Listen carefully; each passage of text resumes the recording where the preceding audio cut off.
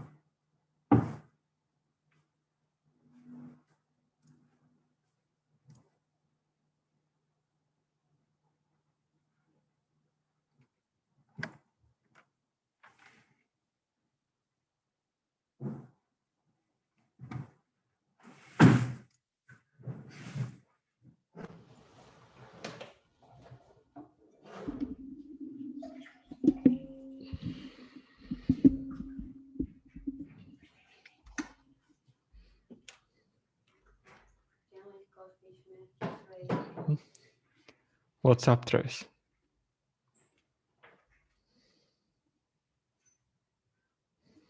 Let me get my mic hooked up. I guess you're muted.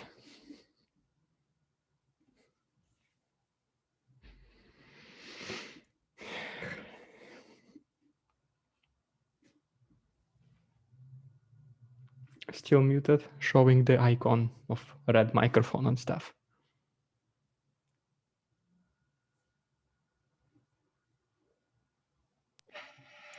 All right, here we go. What's up? Okay, now it's unmuted, but I still cannot hear you. Maybe change the source of audio or something like this. There is like this small arrow up next to the microphone icon and stuff. There, this is where you can select microphone. Yeah. Bam, bam, bam. What's up? Thank Still you. cannot hear. No? My volume is up. Yes, so. Can't Give me a hear. You second. can't hear nothing? Okay, Yeah? now I hear you. Yes, okay, good. Okay, Thanks. good. Okay, what's up? How are you doing? Man, I've been busy, bro. But I'm doing good. That's good. Being busy is always good. Progressing. We got school's almost done, so I'm super excited about that. I definitely dedicate a lot to my students and not much time for myself during the school semester. So I'm looking forward to having some me time. Mm-hmm. And I don't know, we got cats, we got animals. One of our animals has to have a surgery on Monday, bro. It's super expensive. Hmm. I What spent kind of surgery? She has stones in her bladder. Almost so like they have- humans. Dude, exactly. Isn't that crazy? It is. So they have to go in there and remove the stones. And I've already spent like $300 or $400 on this thing with like visits and x-rays and medicine. And the surgery is going to be like $700. And I was like, no, because my wife's birthday is like in a week. And so is our anniversary. And I was like, that's all my money for the anniversary. So my wife, dude, she got on Instagram yesterday and she made a post about it and she was able to fundraise the whole thing. Oh, that's very cool. Our friends came together and they chipped in like $20 a piece, and we're going to send them like some stuff, some art and things like that. But yeah, I mean, it was crazy. She was able to raise the whole thing. So I'm not going to have to pay out of pocket for it, which is crazy. Extremely cool. Yes. And yeah, that was my investing money for the month. And I was just like, no. That's what I was thinking. $700 not invested. I know. So how's things with you? So far, so good. Same. Investing, basically thinking about maybe adding 1% of Ethereum into my portfolio next month. Because basically, since today there is no topic, there is no fixed topic, we can just talk whatever. So I see Bitcoin. I guess I already told you that Bitcoin is basically like storing value, like digital gold, basically, for me, at least personally. Okay. Cardano is basically like digital dollar. That's why I have those two cryptocurrencies. And whenever I started, let's say, so researching more into Ethereum, I see that this is like literally so previously, like let's say, so a couple of months ago, I was thinking about Ethereum as just like another cryptocurrency, another like speculative, let's say, so investment or trading instrument. But now I see that so many software, so many new things like those, even NFTs, they're all based on Ethereum blockchain. And Ethereum is basically the fuel for this blockchain stuff, for this whole smart contracts thing. So like literally all this like future developments in software, I don't know, I'm extremely untechnical person. So I might say some random stuff, which I don't know words for. But long story short, all this futuristic stuff, all these like things that will be based on smart contracts, maybe even real estate will be based on smart contracts eventually in the future. So instead of going to the bank, taking the loan, finding like a realtor and stuff like this, you can just literally buy houses for Ethereum. And that's it. Like your transaction is confirmed on the blockchain. Anyone can see this transaction that you are the owner of the house. So instead of buying the house, the whole process takes, I don't know, like a couple of months for now. And it will be in the future, maybe just literally go online and just click buy, and that's it. The house is yours. So, and Ethereum, like I said, the whole, this Ether is the coin, is the fuel for this whole network. And now I'm thinking, because of this, to add maybe like $250 of Ethereum into my portfolio once again. just 1%, not a big deal, and just keep all these 3 currencies, and let's see how it goes. That's awesome, man. I've got a little bit, like a long time ago in January, I just like kind of transferred some of my Bitcoin into Ethereum, just got a little bit, and it's up quite a bit since then, obviously. I'm acquiring more. I've got about, I'm getting close to having like 0.2, I think. I think I got 0.15 right now. Of Ethereum. So here's my, and I'm feeling pretty bullish on Ethereum. I'm thinking about acquiring more, like trying to get up to like half a token or something like that. My one thing that I've been kind of concerned about it, or was looking into, and maybe you could have some insight on it, is the fact that it's not limited like Bitcoin and Cardano is. It's unlimited supply. So how do you feel about that? This is very questionable thing for me. I know this is the thing that I'm debating with myself over about. Right. This is one of the reasons. Dogecoin, we will talk about this later, but Dogecoin, it's not even an investment, obviously, just basically speculating, pure trade, pure gamble. Also, it has infinite supply. So like literally you can just release as many Dogecoins as you want. And this is what makes me, if Dogecoin will be limited supply, maybe at least I will go deeper into research about Dogecoin or anything like this. But for now, it's like literally just a gamble. And the reason, yes, it's just infinite supply. Like who stops from printing, from releasing like 1 billion Dogecoins from the creator of Dogecoin? Because originally this whole coin was a joke. So why not this guy can just release 10 billion Dogecoins to his own account and just basically ruin everything? I know most likely he'll not do it or anything. Okay, so same with Ethereum. It's unlimited supply. So that's what maybe my last questionable thing about invest or not to invest in Ethereum is this infinite supply, basically. So once again, what stops? But at the same time, when I'm thinking that Ethereum is more like established network, let's say, so there is like, it's not just almost like, no, it's not reliant on one person anymore. It's decentralized, basically, like all the other cryptocurrencies. And this is the how it's called, this is the fuel basically for the software for all these smart contracts in the future. I'm not crypto expert, I'm just saying whatever I'm thinking. So this is just basically the fuel for all these smart contracts in the future. So, and also the same stuff with the dollar, like with all the other normal currencies. Basically, they also have infinite supply, like Federal Reserve prints trillions of dollars and stuff like this. So it's also infinite supply, but we don't see that value of dollar just basically decreases instantly in like 1 month, in like 1 week or anything like this. Of course, there is an inflation expectations, maybe, and most likely dollar will lose like some of its value. Most likely there's in single digits. I don't expect any double digit inflation or anything like this. Maybe same stuff with Ethereum. I don't think that the creators of Ethereum will be basically deflating its own currency just to get rich themselves or anything like this. I don't think they will produce unlimited supply of Ethereum for themselves or anything like this. I think they'll just keep it as is. I don't know what's the rate of production of Ethereum, so I guess, like I said, I'm not advanced in crypto or anything like this. So I think they will keep it under control, well under control. It will be basically supply and demand will be more or less always the same, at least I'm hoping.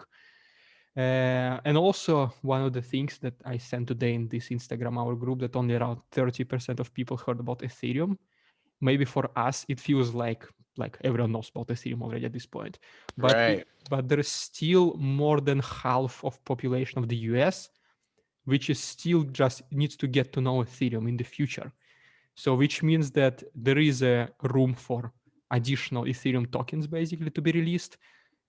Same stuff with Cardano also. It's only 2% of people know about Cardano. Oh, that was crazy, man. Imagine when 50% or like 90% of people will know about Cardano. Right now it's like $1.3, I think. Imagine when like 50% of people will know about Cardano. It's going to be like $7-10 maybe. Oh yeah. So this was very, very good finding that I found today. The percentage of people heard about, and this is like Coinbase or Binance, I don't remember, research that they just literally did, I guess, their users or anything like this. So I think it's kind of trustworthy because Coinbase, Binance is one of these 2 biggest crypto exchange platforms. So long story short, yes, infinite supply of Ethereum is like some it gives me some doubts, but all the other good things about Ethereum, I think they outweigh this one almost bad thing about it. And once again, I don't think it's just as bad as maybe we think about it, because once again, dollar, euro, Canadian dollar, they also have infinite supply, and we don't see any major events happening about this. So I think it's going to be okay. That's a good way of putting it, and definitely not something I had correlated and considered before. So hopefully it stays normal, it stays well under control. I'm also, once again, I'm just amateur in crypto space and stuff like this. So I know maybe like 20% of what I'm supposed to know to be talking about this with this much confidence or anything like this. But I know that Bitcoin is proof of work. So basically you mine Bitcoins, and whatever the amount of work you put into mining Bitcoin, this is how much you get rewarded if we're talking about Bitcoin miners. So let's say, so if you have Bitcoin mining factory or whatever it's called, like this, lots of computers, dozens of computers, means that you're putting so much computing power into mining Bitcoins. It means that you receive more Bitcoins than another person who is just using just one laptop, I don't know, for example, to mine Bitcoin. But Cardano is a proof of stake, which means basically that in very basic understanding how I see it, whenever you own Cardano, you can stake it, which we both did on Exodus, which means that in the future, on the last stage of Cardano's updates, last era, I don't remember how it's called, but last era, when they include this voting stuff, basically people, depends on the amount of Cardano that they have. It's almost the same as like with the stocks, with the shares. If you have more shares of a company, your voting power increases basically. Same stuff as this, and they create the staking pools where basically people can create their staking pools and stake their own Cardanos plus Cardanos of other people, and then use this pool as basically one big voting mechanism. And long story short, I think maybe Ethereum, it also either already advanced from proof of work to proof of stake, or maybe it's in process of doing this. So long story short, I think, okay, so USB device not recognized. But long story short, I think it's going to be fine. I don't think it's going to be any major difficulties with this about Ethereum. So hopefully everything stays the same and stays good. Just had some USB device not found or something. I'm just trying to figure what's wrong. Okay, I guess it's my mouse. Okay, so that's that. very cool. Thank you. Okay, so I remember last time we spoke, maybe like 1 month ago, you said you wanted to do an experiment with M1 Finance pie charts. You want to have like a couple of different portfolios to see how it's going. Right. So what are the results? Yeah, so I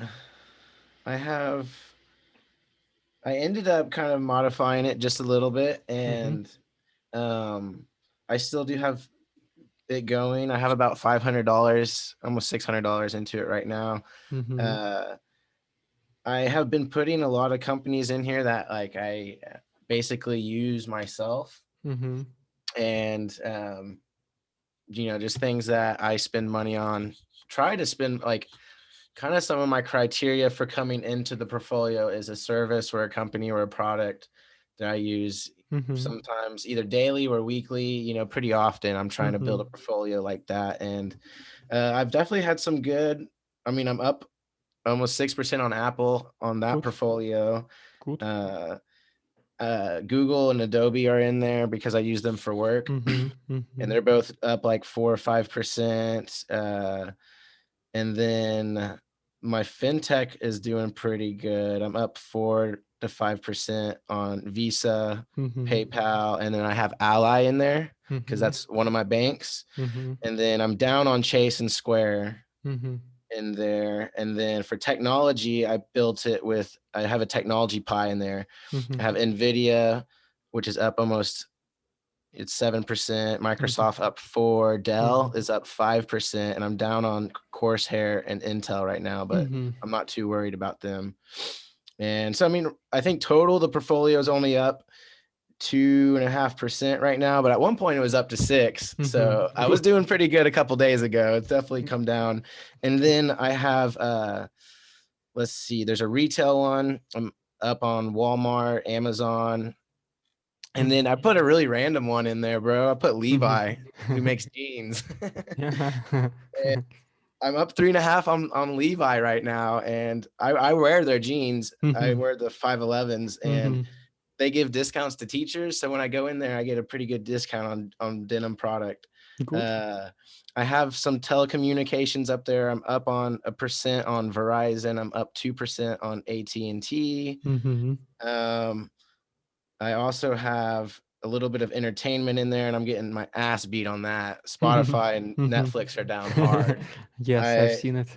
Oh man, Spotify got crushed. It's down 10%. That's a lot. And then I have lifestyle, and this is like random stuff. So like Procter and Gamble's in there. I have waste management, which picks up the trash. Yes, I know. And OGE, it's a Oklahoma company. It's one that's here from my state, and so I won't have to pay any capital gains on this one. But they provide our natural gas and our heat and our electricity. So I pay them a pretty good bill every month. And then I also have GM in there because that's what I drive. I have a GM truck. And down on them, they're down 3%. But I'm up on OGE, up on Waste Management, up on Procter and Gamble. And I also have Phillips 66. That's my only oil company. And they're an Oklahoma brand as well. And I pump up with their gas, but I'm down 7%. But I don't like oil. I'm from an oil state. That's pretty much our biggest export is oil and like meat and cattle. But I only made Phillips 66 like 0.5% or like a little under 1%. Let me show you something real quick, bro. Okay. Yes, sure. Throw it in. I'll just throw it as a picture into the Zoom. Let me snag a photo.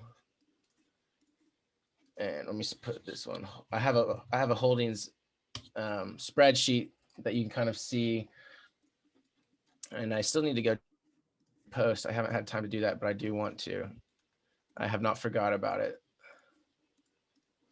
And what I've been doing with my Roth, I've been holding ETFs there, trying to pare down some of my single stocks and hold those in M1 and then do ETF in my Roth. And after that latest tech correction, I saw how well the S&P was holding up.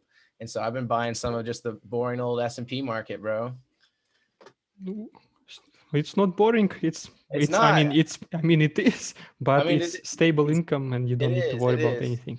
And so I'm putting a lot of that back into my Roth as like the core of it, and building it a little bit more conservative. Because here's my thing: my Roth, I'm gonna play it pretty safe. That's my retirement money. So it's like buy the market, maybe get some dividend. Charles Schwab HD in there. Maybe a little bit of growth, like a smidge of ARK, still. And then I'll play single stock on my M1. And then I think where I really want to like take risk at is not really on stock and more on crypto. Like if I'm going to be risky, I'll probably be more risky there than here. So let me send you the current kind of, I just got the screenshots. Let me send you it on over though. Here, it's coming in the chat right now. Okay. So while it's coming, since we're speaking about oil and stuff, so I decided to completely exit oil industry. I did it back in October 2020. So it was let's say 6 months ago. Yes. So, and I had the position in EOG Resources. It is like basically an oil company, but they kind of focus on, let's say, so innovative ways of accessing oil and marketing and selling it. And so since October 6th, the company grew by 91%. Damn. Oh, shit. Well, I mean, what can you do? We can't hit them all. I know. It does suck though. I mean, I did have some Dogecoin, bro, before I fucking sold it. And then this whole thing happened. I go, damn, I cannot believe I got rid of my Dogecoin. So, but even if I had held my Dogecoin, I would be mad I didn't buy more. So it's like I would find a way to be upset regardless. So yeah, it basically does matter. Yes, I have companies which are also 100% plus. since I bought them. So it's okay. I missed one, but I got another one. And who knows, maybe this will be the company that lost like 60%. So once again, you never know, but It's that's a good okay. mindset. Good mindset to have. Okay, I just opened your first one, holdings one, and what I'm looking at. Your company, sticker, target. What exactly you wanted to show me here? I mean, this is just kind of what it's looking Mhm. like right now. I'm probably going to reduce some of my exposure to Amazon with some more Mhm. different retail. But that's just kind of the current weightings and everything as of now. Mhm. I do have a couple other ones on the watch list of some other companies that might make it in there, but don't want to load it up too heavy. I kind of like to keep it a little bit concentrated. Yes, that's good looking one. And I'm assuming that the colors of basically your companies is by the sector, by industry, as I see, yes? Yes, that's correct. Okay, so yeah, more or less equal distribution as far as I see, more or less good. And target, what's the target? It's how much percentage of your portfolio or? Yeah, was it? so Okay. all those added up will be 100. Okay, yes, okay. Okay, yes, nice and simple. Good, very good one. Now let me open the second one. Oh, and this is the one that you made, or it's M1 Finance? Well, it is from M1 Finance, but I made that on Microsoft Excel. Oh yeah, it's easy to make. Good, nice. I also scheduled, let's say, so thing to do on my to-do list is to create better, maybe a more advanced version of my spreadsheet tracker, whatever you call it. I also want to include the pie chart and stuff, even though I have right now the percentages of each company and I don't have too many, so I don't get lost in them. But yeah, I want, whenever I have some free time and everything, want to include like at least pie charts and maybe something else. So let's see how it goes. Yeah, it just kind of helps me visualize. Yes, of course. Okay, so also wanted to talk about Coinbase. You bought? Oh yeah, let's Did you chat buy? about that. Did you buy Coinbase now? I did not, but that was one of the ones that I was considering putting in the fintech pile. Just maybe putting in 5%, which would be, total. Like I think 5% in the fintech would be around 1% of the total pie. So, what do you think? Did you did you stay away or? I was also strongly considering buying. So unfortunately in Canada, you cannot link your bank account with Coinbase. So the only way you can buy cryptocurrency with Coinbase is through credit card. And this takes 4% fee basically. So ouch. So that's what I'm saying. Coinbase is very nice. Interface is so much better than Binance. But because of this 4% fee, which is a lot to be honest, I have the app, but I'm just not buying yet. So obviously, whenever I'm in the US, I will be using Coinbase to buy it because interface is so simple. Everything you need is right there. All the currencies that of interest are there. Much better, once again, interface than Binance. So in Canada, we do have our analogies, which instead of linking bank account, you can do basically e-transfer, which is, I don't know, like just transfer your money and in 30 minutes you have all the money in your account. You can buy currencies and this does not have the fees. So we have analogies, equivalents basically, okay? So I was strongly considering, yes, buying Coinbase because interface is so easy. It's top 2 with Binance, even though Binance is much better, I think, in terms of financials and everything. But Binance is not public company. So Coinbase was a very, very prospective for me position to buy. Obviously not during first days, not during the IPO itself, which I think like what happened, minus 10%, they lost minus 20% from the high, from the highs of the first day. So I was not considering buying it on the first day, but I was considering buying it maybe like in my next month of me buying stocks. So basically in a couple of weeks. But then I saw that CFO, she sold 100 all her shares of Coinbase. She sold. So they did direct listing, which means there was no lockup period, and literally CFO, like she's like number 2 person in the company, she sold all her Coinbase shares. So CEO sold, I don't remember how many, but like let's say so half. It's like I did this, I think, picture on Instagram with the insider transactions. CEO sold like half of his shares. So long story short, Coinbase insiders sold so much shares that I was like, was this IPO just to get some money from shares, or was it to advance the company. So this got me thinking a lot. Most likely now I'm not buying Coinbase. At the same time, I can understand them. Yes, they sold their shares right now because they know that this was maybe one of the best IPOs of 2021. So they knew that the share price will be extremely high in the beginning, in the first days of IPO, basically when they sold it. So there is no restricting for them buying their shares back. Let's say so a couple of months, half year from now, they can buy shares back, obviously. But this movement that they literally did an IPO just to get money from selling their own shares was like, it's not aligning, I guess, with the vision how chief officers must treat their own company.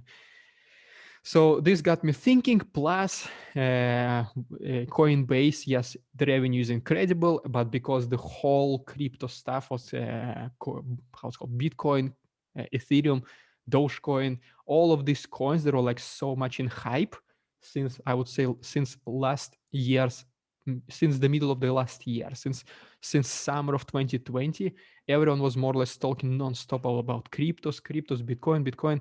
You remember in 2017 or 18 when Bitcoin hit like 20,000, this hype was like maybe a couple of weeks only, like 1 month only maybe. This time Bitcoin, cryptocurrencies, they're hyped for like almost like non-stop for almost the whole year already. They're kind of in the center of attention.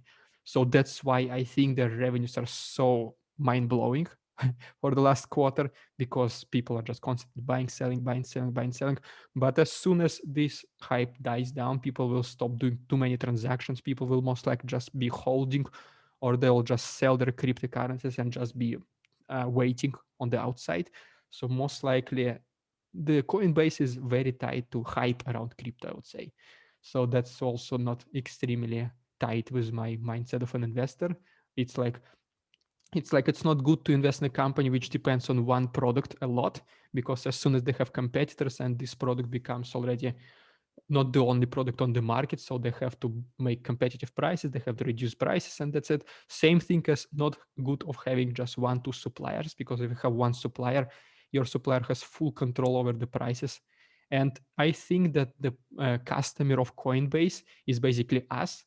And the customer of Coinbase, if you make it in theoretical way, customer of Coinbase is hype around cryptocurrencies, which means that as soon as there is no customer as hype behind cryptocurrencies, Coinbase loses one of its major customers.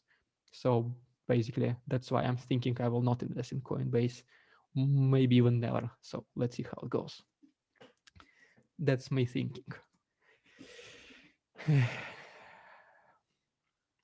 All valid points, my friend. All very valid points. I'm definitely watching that one, but I'm just so nervous of IPOs. And I also find when it's you have a newer company, it's so much harder to back test your portfolio, because you can only go back so many months, and you're like, dang, I want to see like 5 years, and you can't have that go in your portfolio. It's tough. So that's the reason behind me not having, yes, Coinbase. Maybe I will never have it, but I have a couple of financial companies, or at least one, Bank of Montreal, very good one, and I can use Canadian dollars to buy it, so I don't need to do this crazy exchange rate. Not crazy, but okay, acceptable. So I'm still using Binance because I feel like they have the cheapest fees to buy the crypto, but like for instance, to send ADA from my Binance, it's a 1 ADA to Exodus. Yes. To export. I think on Coinbase, there's like way bigger of a fee up front when you purchase your ADA, but to export it out, to send your ADA to your Exodus wallet for staking, it's only 0.2 ADA. So it's like, it's cheaper. Yeah, cheaper transfer, but more upfront. And then Binance has a more expensive transfer, but cheaper upfront. So I'm trying to weigh the best one for me. Like, should I be using Coinbase or Binance? And I need to run some more math. But let me know your findings, because I'm also not using Binance, because at this point Binance was also not accepting Canadian banks. Now they start including some Canadian banks, and even though I have Scotiabank, which is one of the biggest banks, it's like equivalent of Wells Fargo. It might not be as big as JP Morgan, as Chase, as Bank of America, but it's still big. And for some reason, they do not have Scotiabank in the banks that they can attach. Then you can connect your bank. So they have like TD Bank, They have Bank of Montreal, maybe Bank of Royal Bank of Canada, but no Scotiabank. So for this reason, I'm also not using Binance for now, waiting until they include Scotiabank for this, and then we'll see.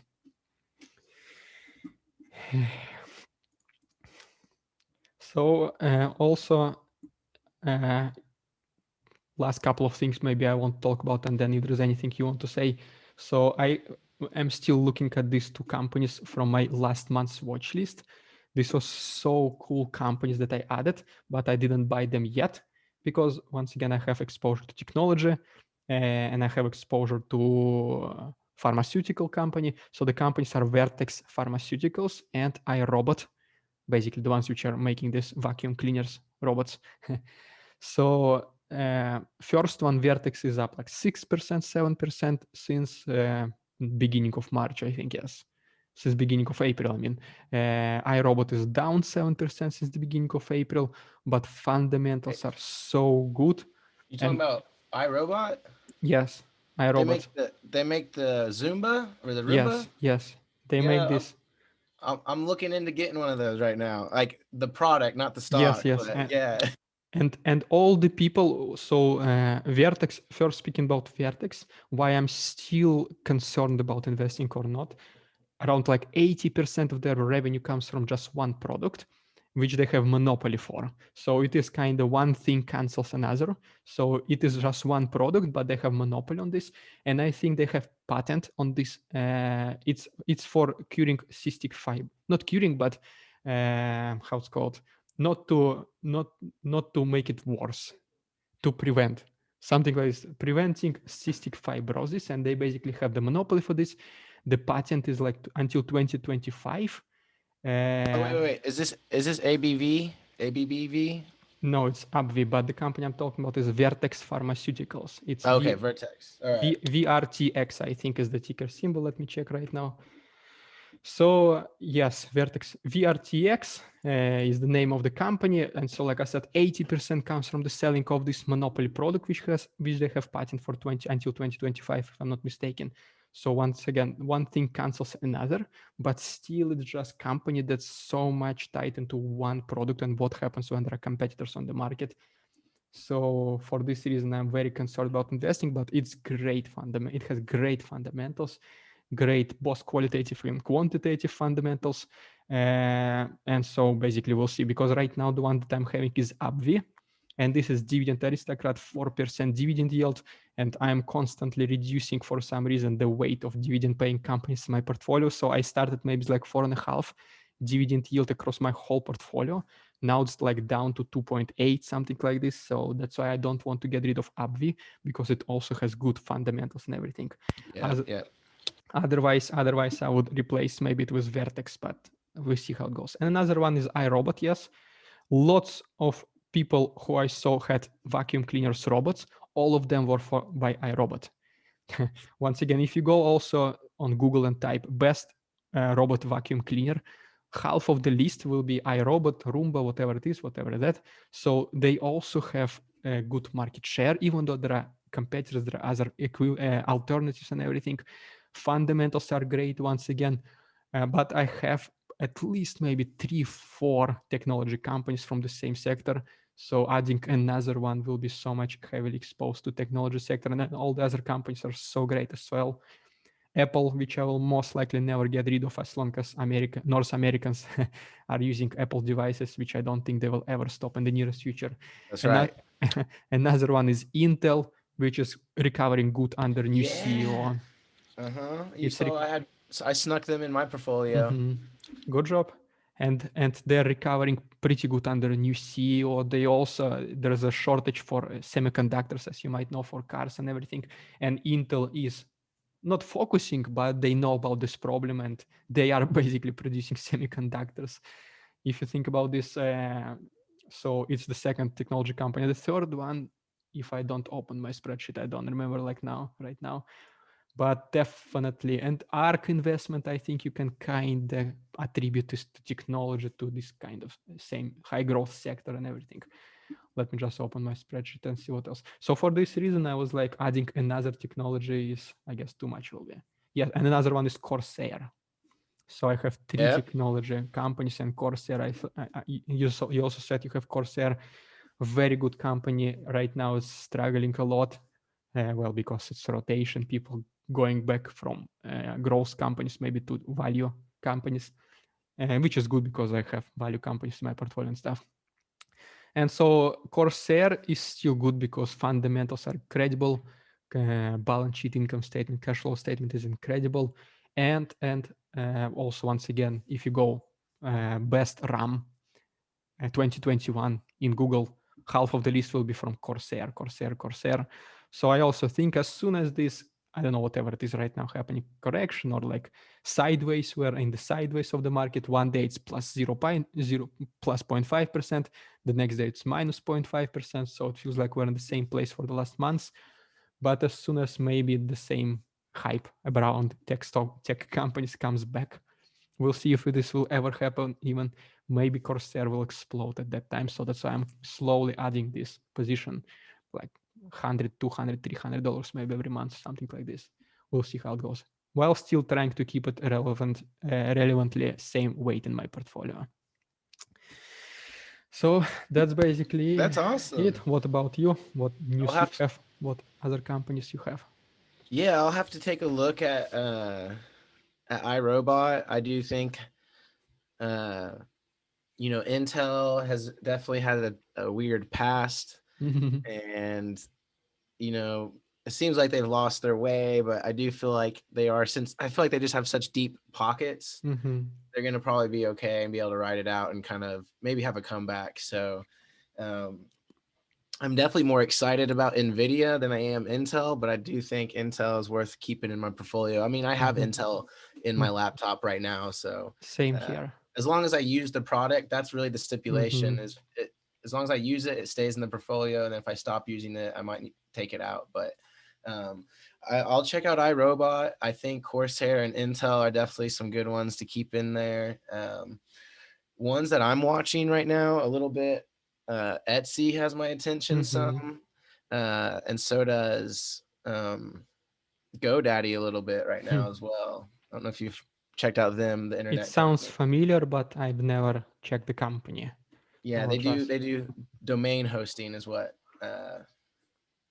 they do. So yeah, those are some of them. And then you maybe still have like a retail. I still didn't, as far as like home improvement store, as far as like a Home Depot or Lowe's situation. Might consider one of them in there. But yeah, I'm definitely excited about crypto right now and adding more Ethereum to the portfolio. Right now, I pretty much have Bitcoin, Ethereum, ADA, and I have a little bit of Tezos. I'm excited. Stable? Is it stable coin? Yeah. Tezos isn't too bad. And I like, it's gotten a lot of attention recently because of the NFT thing. So I'm very excited to watch this crypto and the art space kind of come together, and just, it's very fascinating right now.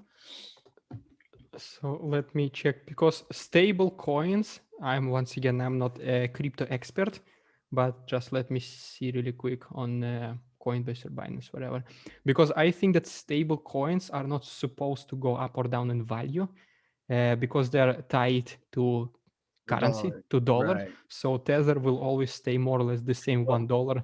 Well, there's Tether, which is what you're talking about, but then there's Tezos. Tezos. Okay. Now I see. Okay. Which is this also a stable coin?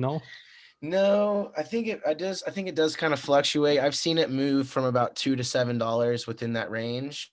Okay. But what I do like about it is it has higher staking than ADA on Exodus. It's like 5.5, but ADA, the epoch cycles happen every 5 days, so you get paid out in Cardano every 5 days. Tezos is every 3. So every 3 days I'm getting more Tezos. So like I get paid at least twice a week through them, which is kind of fun. Like most people can only get paid twice a month from their job, But if you have Tezos and you stake it, you can get paid every 3 days. So that's really cool, Okay. And I think it's had a lot of popularity, obviously, just because the recent surge in NFTs, and I think you can mint NFT on Tezos a lot cheaper than Ethereum, and so the price kind of increased quite a bit. It hit $7. I think it's down a half right now. I got in at $2.50, man. I can't believe it. I was Good like, job. shoot. Yeah, but I only bought like 30 though. You know, I don't have that many, so. So Wish I once would've bought more. again, Tezos is basically used to buy NFTs instead of Ethereum sometimes. Well, it had use before NFT, like, but it was always really low. Like, it was always like a $2 coin before this NFT thing blew up. And then now NFTs is popular. Tezos seems to have found like its footing a little bit in that kind of community. So, I mean, I guess as long as that does well, maybe it'll continue to climb. You know, it's a little volatile though. I mean, if you said like $7, I don't want to see it go back down to $2 though. That's quite a bit of a drop. So definitely be careful if you consider it. But I do like the APR yield as far as 5.5 and getting paid every 3 days is always pretty nice. So okay, I'll take a look at this. yeah. So let's talk about Doge though, real quick. What do you think about all that? Just real fast. It's just internet meme investing, meme trading. I would say it has nothing to do, obviously, with fundamentals, with anything. How crazy is it going to be when the best assets of the year are Dogecoin and GameStop? That's basically summarizes modern 21st century investing with Robinhood popularity and stuff like this. That's literally that's the perfect ending for this new way of investing saga. I don't know. So it is interesting, obviously, how it can go crazy like this, like what 500% in 1 week or something like this, 300% in 1 week. Obviously, it once again has nothing to do with fundamentals. It is just, I don't know, like just infinite supply coin, which is basically just a joke. And it's literally most likely it's so hyped just because of its name.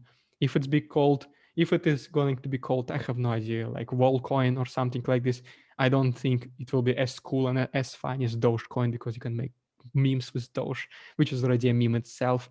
And and Elon Musk helps pumping it all the time. Like, I have no idea how he gets away with this, but yeah, that guy needs to be stopped. He's funny guy. No, like there's no question about his geniusness, if there's a word. So nice guy, funny guy, meme lord, genius, like sends people to space, to moon, to Mars. Of course, no problem with this. But sometimes crazy things on Twitter that he is doing, and literally, how is this not a stock pumping like or anything like this? He literally says Dogecoin to the moon, it goes 20% like in the next day. How he gets away with this? I don't know. Maybe one day they're not happy with him though. Maybe one day SEC will take care of this, and this is when maybe Dogecoin will lose so much value along with Tesla and Bitcoin. Let's see. Yeah, no shit. Because literally, if you think about this, the best performing, let's say so, assets, at least the ones which come to my mind immediately almost, are like Tesla, Bitcoin, and Dogecoin. And all these three are surrounded. I mean, the center of these three is Elon Musk. Right. As soon as one guy goes down, there's three, which is once again one of the most three popular asset classes. I think something will happen, but let's see.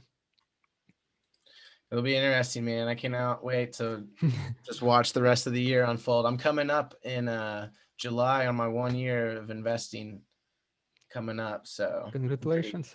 Yeah, dude, I'm excited. For me, it's Canadian. For my Canadian, it's beginning of May. So like in a couple of weeks, it will be 1 year. For you? For Canadian, yes. Portfolio. Sweet, dude. Awesome. So you got started with COVID also? Basically, yes. Sweet, dude. Yes. At this time, I wish I obviously started earlier because at that time I was supposed to go to America. If you remember my story, basically, long story short. And at that time when it all started, there was huge uncertainty if my application is going to be stopped, paused, or it's going to continue. So I didn't know. And obviously investing money when I'm going to America, like maybe in half year, was like, okay, I can just wait until I'm back in the USA. So because of this, I was always going back and forth, not investing. Obviously, now I'm thinking I should have invested way earlier, but it's okay. Still, May was like kind of lows of pandemic stuff. So yeah, you caught a good wave still. Yes. first time I analyzed a stock about should invest this or not and publish this on my Instagram was exactly March 23rd, the lowest day on the stock market, the lowest. Which company was it? It was Carnival. It was Carnival Cruise Line, and let's see One of the what will- first. That was one of the first posts I saw from you. Was that Yes. one? Yes. If you bought it in the lowest, it will only be 126% since then. But it was basically when I started my investing journey on paper, let's say so. So I cannot imagine what if I started on the lowest day of the market on 23rd of March. This will be like pretty interesting to say the least. Talk about buying the dip. Literally the lowest, the day to buy. And it was kind of like meant to happen. 23 is my favorite number. 23rd of March is the day when I made my first post. So someone was telling me you should start on 23rd of March, but I didn't listen. Sweet, bro. I love that. Okay, anything else you want to talk about? No, man. I mean, I could chat with you all day. I just have to get ready to go to school. No worries. I know you have your classes, so Yeah. no This worries. is one of my last lessons, and then next week they're working on their finals, and then the week after that is finals week. So we got pretty much 2 days. I think 2 weeks from today is the last day of school. So Good luck. But yeah, man, and hey, I'll keep you posted on my other job situation. Yes, of course. Do you have a different tier? Do you have an $8 and a $4 tier? I have, but don't worry about this. You will always be, I will invite you to Zoom like this. Don't even worry about this. Like you are literally the only one who cares. So why would I, why would I get $8 and keep you when I just can keep you just like this? And I don't care about Patreon, about money. It's not even a big deal. Don't even worry about this. Just, you will always be invited. And I just do not know how can I give you access to my Patreon if you are not the member, because Patreon website is very simple, like it does not have this much functionality. For example, perfect case scenario, if there's anywhere where I can put, let's say, so your email and say this account has access to all my tiers, no matter what tier he is in. This will be perfect, but I just don't see this function on Patreon. So I will just, and Patreon posts I have right now, I'm posting there twice per week. Once is my news summaries, which are exactly the same as the ones which I do it on Instagram. So if you are not Patreon, you will not lose anything. The next post is earnings report summaries, which is also exactly the same as on Instagram. Then I have Zoom invitation link, which is exactly the same as on Instagram. I just copied it on my Patreon so people can join from their computers. And the ones which I'm doing monthly is the updated stock watch list and my portfolio performance. But these things I can just send you just like this, like in Instagram or whatever, yes. So don't even worry about this. $8 not going to make difference. It's much more valuable to stay connected, to be friends, to stay connected in general. So these $8 will not change anything. Don't worry about this. Well, you're a stand-up guy, my friend. You're a class act. I appreciate you. Thank you. So yes, hopefully. I like being your friend, Artem. Same here. Internet friends like in the beginning of 2000s. Dude, I've been missing that connection, man. I used to get on Ventrilo. Do you remember Skype? Yes. I was ICQ generation. Did you have ICQ in USA? No, I didn't. I never got on that one. Okay, it was maybe just Soviet stuff, because Russia, Ukraine, all the post-Soviet countries, ICQ was like literally the messenger. Like it was everything you need to have on your computer. Oh, that's cool. So it's like our version of AIM, AOL. ICQ is just, it's like WhatsApp, literally like WhatsApp. Okay. Like you have your contact list, and whenever you click on person's name, you have your chat window opened and you just chat with this person, basically like WhatsApp, yes. That's cool, man. Well, hey, your background looks really good there. Enjoy your views in the penthouse suite, my man. Okay, I will. All right, I'm out. I'll see you soon, all right? Yes, good luck. See you next week, hopefully. All right, later, homie. Good luck. Bye.